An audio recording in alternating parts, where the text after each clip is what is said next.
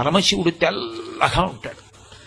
అసలు పరమశివుడు ఎందుకంత తెల్లగా ఉంటాడంటే మూకశంకరులు దెప్పిపొడిచారు. అసలు అలాంటి ఆలోచన ఆయనకి ఎలా వచ్చిందో నేను ఆశ్చర్యపోయా.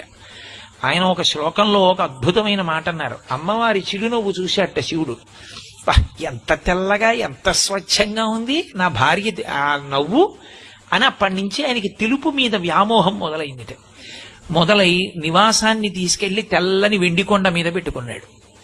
మా ఆవిడంత తెల్లగా లేదు అని తెల్లటి ఎద్దునెక్కేట. ఇంకా తృప్తి కలగల.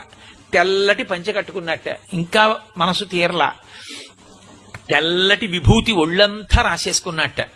అయినా మనసు తీరలా. తెల్లటి మణులన్నీ తీసుకొచ్చి వేసుకున్నట్ట మెళ్ళో. అయినా మనసు తీరలా. శంకరా, అసలు నీకు తెలుపు మీద ఇంత పిచ్చి ఎందుకు వచ్చిందో తెలుసా? మల్లికార్జునుడన్న పేరుతో మల్లికా పుష్పములను ఎందుకు వేసుకుంటావో తెలుసా?